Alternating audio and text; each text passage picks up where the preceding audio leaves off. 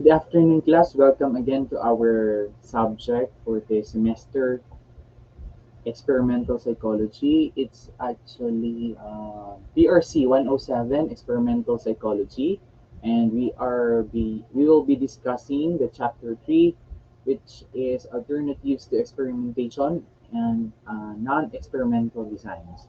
Last time we have discussed the introduction for the experimental psychology and also the research ethics. We discussed the things we need to be mindful of as experimenters or researchers in this field, because this will probably require you a research paper. So it is very important that we know how to conduct research or experiments.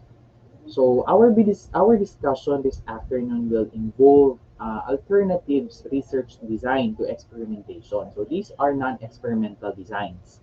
Not all the time we will, or there is a necessary or necessity to conduct experiments when a non-experimental design is available. So let's try to discuss these things. This will include describing research activities, phenomenology, case studies, field studies, archival study, and qualitative research. Now, non-experimental designs or approaches are used in situations in which an experiment is not practical or desirable. They are also used to study behaviors in natural settings, to explore unique or rare occurrences, or to sample personal information.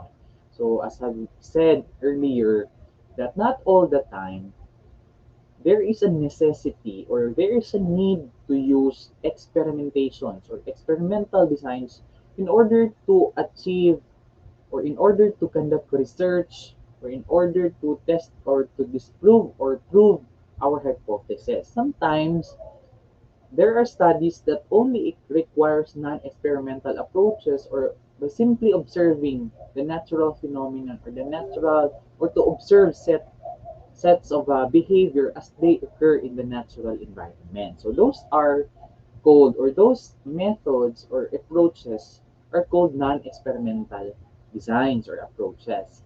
Now, research is high in internal validity if we can demonstrate with certainty that the changes in behavior observed across treatment conditions were actually caused by differences in treatments.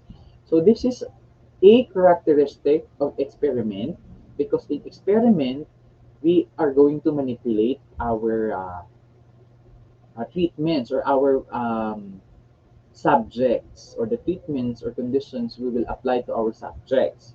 So there will be an internal validity or high internal validity if the effect on our dependent variable can be attributed, no, or the cause, or it can be connected, no, or the cause of the effect or the changes in the dependent variable can be traced to the conditions and treatments or our manipulations to the independent variable.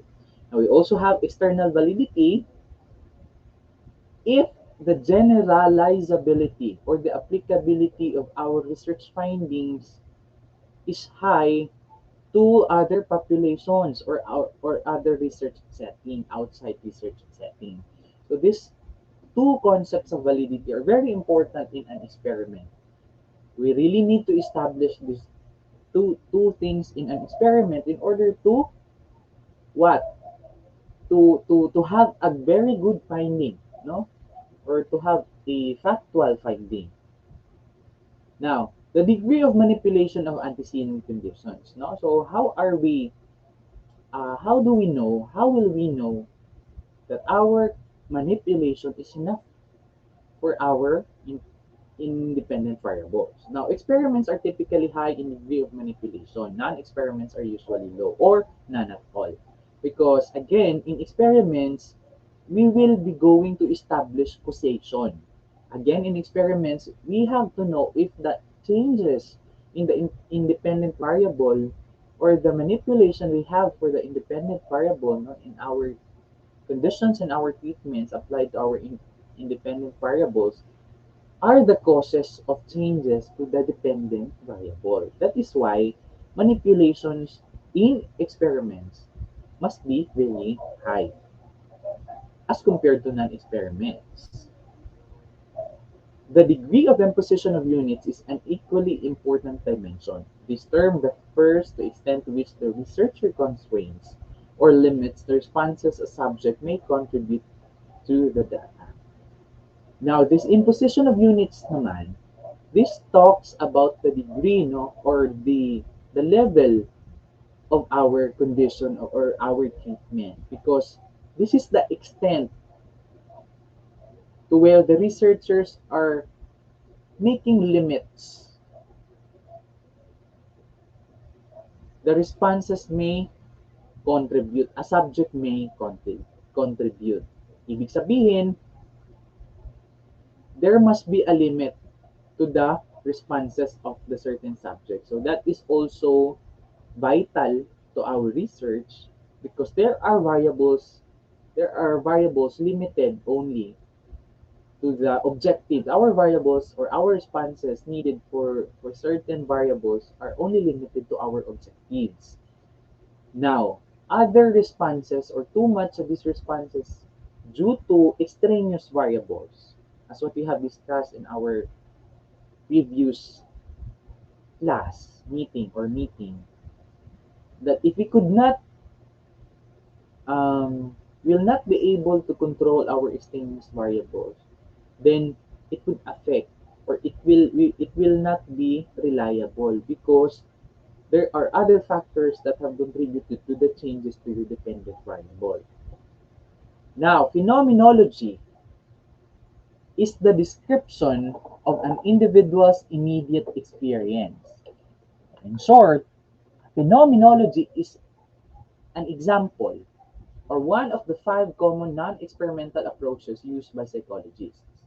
Now, in order to conduct a phenomenological studies, your objectives now must be limited to the observation or the recording or the description of the immediate experiences of the subjects. For example, you want to know the experiences, the insights and coping mechanisms or the experiences of the prostitutes in Davao City. All you have to do is to observe, not just observe, you have to interview them, you have to record their responses, their personal experiences to have a phenomenological study. Rather than looking at behaviors and events that are external to us, we begin with personal experience as a source of data. It fails near the low end. It falls near the low end. Now, antecedents are not manipulated and data may consist of any immediate experience. No constraints are imposed. There are no constraints on the part of researchers to the subjects. It's because we are merely recording or observing or understanding, no, interviewing the subjects. We are not conducting an experiment with them. So, in short, there are no manipulations.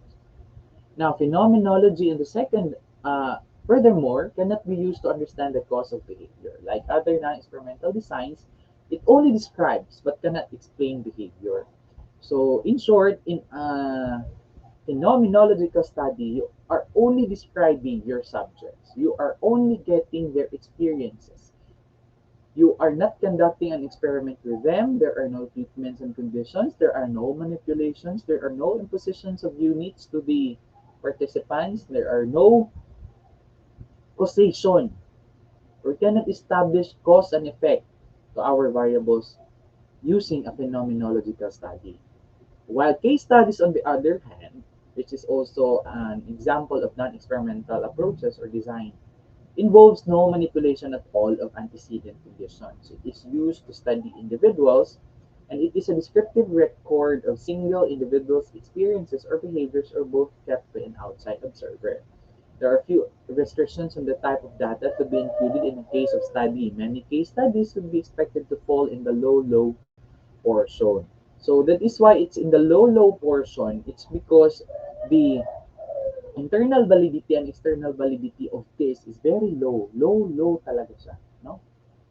You cannot apply your findings or results to the other population, it's because these are only isolated cases. In case studies, we're only allowed to use for case study, we're only allowed to use a single subject, no? While on multiple case studies, at least three of your subjects are allowed, or you're only allowed to at least have three subjects, or a maximum of three subjects for your multiple case studies. Now, case studies compared to phenomenological studies, aside from the number of the participants, which differentiate the two of these approaches, it also delves more, not just the experiences, but the observations, your observations to your subjects. I hope that is clear. Now, we also have, first, we may use, now Casdin in 2003 has argued that case studies serve five major purposes. So there are five major purposes for the case study. Now, first, we may use a case study to make inferences about the impact of life events, the origin of disorders, or developmental processes. So that is the use of case studies, because we will be getting all of the information, background, social background, education, everything about the subject. So you have to document and describe that. Now, number two, as we understand the impact of such events more fully, we may be able to devise more appropriate treatment techniques as well as preventive measures. So out from those studies, out from those descriptions, out from those case analysis, we will be able to understand what's going on with your subject, and out from that, you'll be able to have a better option, or a better perspective on the treatment, or a better offer on the treatment, course of treatment, therapy to the patient, if he needs or she needs one. Number three, the case study is a perfect forum for investigating unique cases or rare problems. So I've said a while ago, it's only isolated case or cases, which is why you cannot, the internal and external validity of case studies are very low portion talaga. And then, it's a good way of surfacing isolated cases, and a good way of looking for new possible treatments based on the case, or based on the attributes or the characteristics of the case itself. Or, case studies can provide evidence that casts doubt on theories or generally accepted practices. So we can use case studies to disprove certain theories. Why? Because these are personal experiences and observations, which are very very factual uh, for the side, or for the part of the subject himself, or his or herself. No? So we can generate, no, new theories out from these case studies. Fifth, case studies are sometimes a dramatic way to illustrate abstract concepts. So, out from the experiences, after thematic analysis, we then have our themes, we then have our ideas, and we then have our evidences. Then we can explain abstract concepts that were not explained by experiments. Now, deviant case analysis. What is a deviant case analysis? Case of deviant and normal individuals are compared for significant differences. These differences may have important applications for the etiology or origin of the psychopathology in question. Now, when we say psychopathology, is that this is the field, no, of psychology which deals with diagnosing psychological disorders. Now, a psychopathologist is a psychologist who could diagnose. Now, in a deviant case analysis, there is a deviant or not normal, no, a subject that which is displaying which is displaying not normal or abnormal tendencies or behaviors, and then we will going to compare it to a normal individual to see for significant differences. So it will give us differences, no, in our implications for the etiology, the sources or origin of this psychopathology or the symptoms of the disorder that deviant person or subject is displaying. Now, retrospective data naman are data collected in the present that are based on recollections of past events. Those are retrospective data. So, ang nangyari, the behavior or the event or the activity itself already happened. The recollections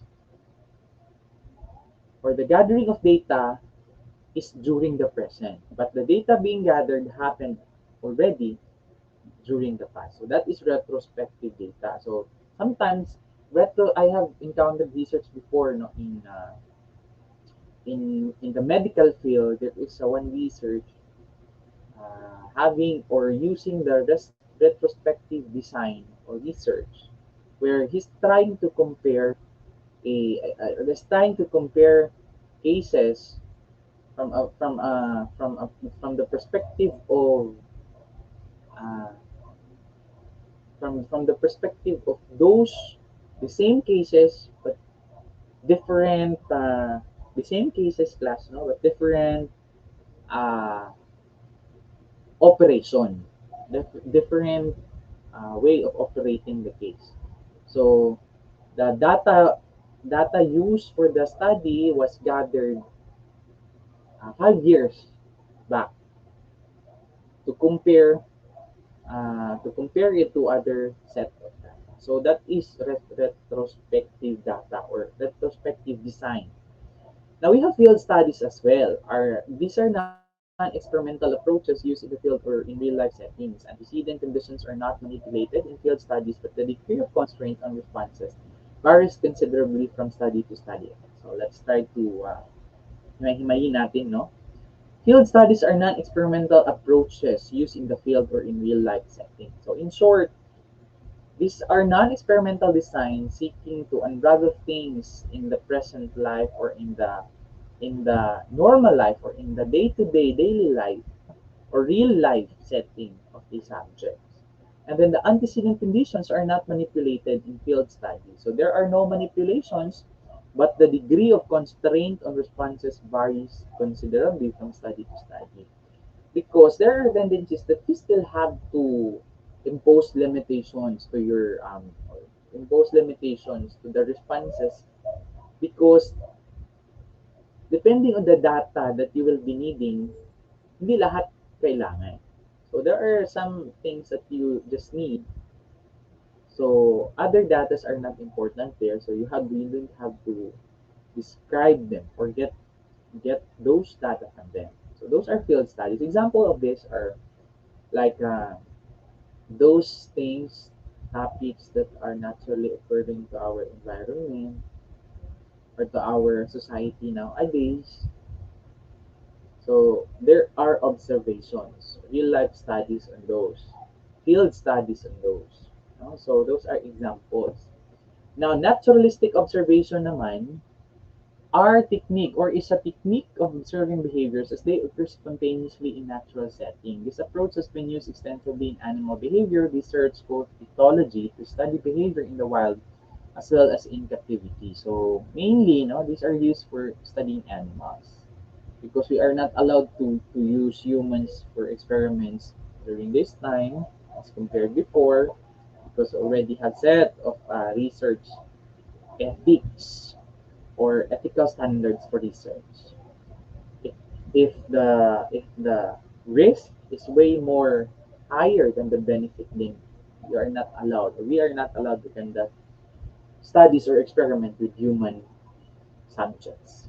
In systematic observation, the researcher uses a prearranged strategy for recording observations in which each observation is recorded using specific rules or guidelines so that observations are more objective. So there are qualifications or there are guidelines on what to record or what to observe. So the researcher will set guidelines requisite qualifications of the antecedent conditions or the things or the variables that the researcher would like to observe.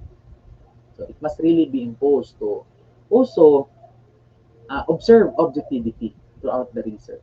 Now, tendency of subjects to alter their behavior or responses when they are aware of an observer's presence is known as reactivity.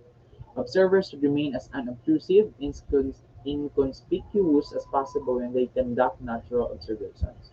So, they must not be, as much as possible, the subjects or the respondents must not know that there is an observer with them so that they will not react differently to the natural things that's happening to them to make it more convincing or to make it more aligned for their responses to be more aligned to the behavior that we're being tested on the observation or the study. Now we also have participant observer studies.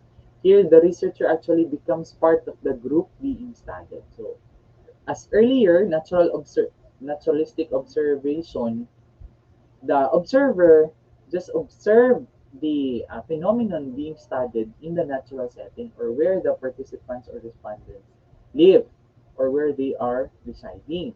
However, in the participant observer studies, the observer themselves include themselves in the set of participants so that they will also mingle with the participants or to just to obtain information they will observe the participants themselves no, and to become one of their participants. Now, note that in a field study, it's not to be confused with field experiment. And field experiment is a true experiment that is conducted outside the laboratory. Now, we must not confuse that because in field studies, we do not do manipulations. While in field experiments, we always do manipulation. It's just that it's outside the laboratory. Okay, I hope that's clear. We also have archival study. It is a descriptive research method in which already existing records are re-examined for a new purpose. For example, you already have data on this type of study, and you just retrieve it, and then you make another hypothesis for that study, and then voila, it's an archival study already. You are doing what you are doing. And then qualitative research relies on words rather than numbers for the data being collected. It focuses on self-reports, personal narratives, and expressions of ideas, memories, feelings, and thoughts. So these are qualitative research. And qualitative research deals with data's words. So there will the those words or those responses will be subjected to thematic analysis or whatever form of analysis for relevant to analyzing the responses, which are words, because these are qualitative research. As compared to quantitative research, variables will be quantified, assigned with numbers, so numbers will be the the data um, which will be analyzed afterwards. Now, a paradigm is the set of attitudes, values, beliefs, methods, and procedures that are generally accepted with a particular discipline at a certain point in time. So that is what we call a paradigm. It's a set of attitudes, values, beliefs, methods, and procedures that are generally accepted within a particular discipline at a certain point in time. So that is called a paradigm. Now, in qualitative research, it's used to study phenomena that are contextual, meaning they cannot be understood without the context in which they appear. This phenomena deserves to be studied within a rich background or unique environment. So these are some forms of one qualitative studies. Now, contemporary phenomenology, also called empirical phenomenology, might rely on the researcher's own experience or an experiential data provided by other source. So that is the end no, of our discussion. I would just like to highlight the empirical phenomenology. It will rely on the researcher's own experience. Empirical phenomenology, because empirical it means it's observable. It was being observed. or it backs the idea that to see is to believe. And now phenomenology are experiences. So empirical, it means experiential data from the researcher's own experiences provided by other sources. So you're the one studying your data, but your data was provided by other sources. It means that other sources have observed you and has given outputs or inputs from you, from your own experiences. That is included in the empirical phenomenology or contemporary phenomenology. I hope you have learned something from this chapter, and I hope you have finished this chapter, no, while listening to me, because this will really help you understand how non-experimental alternatives in experimental designs will work. And this will be helpful to you once you will conduct your research soon. Thank you so much for listening to this presentation. Have a great day. Goodbye.